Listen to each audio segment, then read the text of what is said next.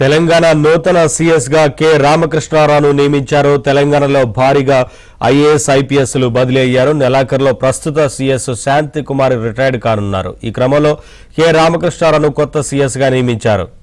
ఇదే అంశానికి సంబంధించి మరింత సమాచారం మా తెలంగాణ బ్యూరో ఇన్ఛార్జ్ నవీన్ అడిగి తెలుసుకుందాం. నవీన్, నెలాఖరులో శాంతి కుమారి రిటైర్డ్ కాబోతున్నట్లుగా తెలుస్తా ఉంది. మరొక వైపున తెలంగాణ నూతన సీఎస్ గా కె రామకృష్ణారావు ఎంపిక చేశారు కదా, ఏంటి వివరాలు? సో తెలంగాణ నూతన చీఫ్ సెక్రటరీగా కె రామకృష్ణారావు, ఆయన ప్రస్తుతం ఆర్థిక శాఖకు స్పెషల్ చీఫ్ సెక్రటరీగా ఆయన పనిచేస్తున్నారు. సో ఆయనను కొత్త చీఫ్ సెక్రటరీగా నియమిస్తూ కొద్దిసేపటి క్రితం ప్రభుత్వం ఉత్తర్వులు జారీ చేసింది. సో కె రామకృష్ణారావు దాదాపుగా ఇటు 11 సంవత్సరాలుగా, అంటే దాదాపుగా 11.5 సంవత్సరాలుగా ఆయన ఆర్థిక శాఖలోనే ఆయన పదవి బాధ్యతలు చేపడుతున్నారు.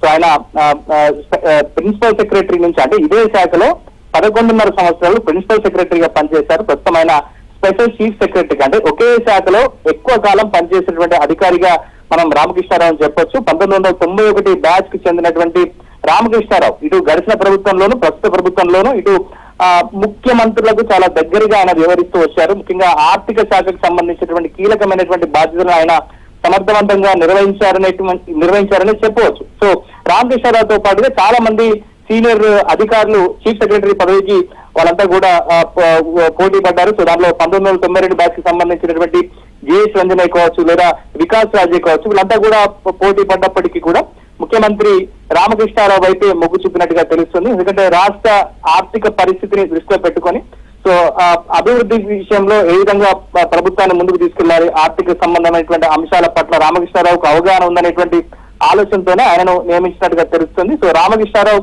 పదవీ కాలం ఈ ఏడాది ఆగస్టు వరకు కూడా ఉంది. సో ఆగస్టు తర్వాత మరో 6 నెలల పాటు ఆయనకు ఎక్స్టెన్షన్ ఇచ్చి కొనసాగించేటువంటి అవకాశాలు అయితే కనిపిస్తాయి. ప్రస్తుతం ఉన్నటువంటి చీఫ్ సెక్రటరీ ఈ నెలాఖరుతో శాంతి కుమారి ఆమె టర్మ్ కూడా అయిపోతున్నటువంటి నేపథ్యంలో సో రామకృష్ణారావు వైపు ప్రభుత్వం మొగ్గు చూపింది. కాసేపట్లో పెద్ద ఎత్తున తెలంగాణలో ఐఏఎస్ ఐపీఎస్ ల బదిలీలు ఉండొచ్చు అనేటువంటి ప్రచారం అయితే జరుగుతుంది. దీనికి సంబంధించినటువంటి కసరత్తు కూడా ముఖ్యమంత్రి ఇప్పటికే పూర్తి చేసుకున్నారు. కొన్ని శాఖల్లో ఇటు కీలకమైనటువంటి శాఖల్లో కొంతమంది అధికారులు సుదీర్ఘంగా అదే శాఖలో కొనసాగుతున్నటువంటి నేపథ్యంలో సో వాళ్ళందరినీ కూడా తప్పించి సో ఒక పూర్తి స్థాయి అధికారులను, అంటే ముఖ్యమంత్రి మనసెరిగినటువంటి అధికారులన్నింటినీ కూడా ముఖ్యమైనటువంటి శాఖల్లో నియమించాలనేటువంటి ఆలోచనతో ముఖ్యమంత్రిగా ఉన్నట్టుగా తెలుస్తుంది. మరి కాసేపట్లో మిగిలినటువంటి ఐఏఎస్ ఐపీఎస్ అధికారుల బదిలీలకు సంబంధించినటువంటి ఉత్తర్వులు కూడా వెలువడే అవకాశం ఉంది.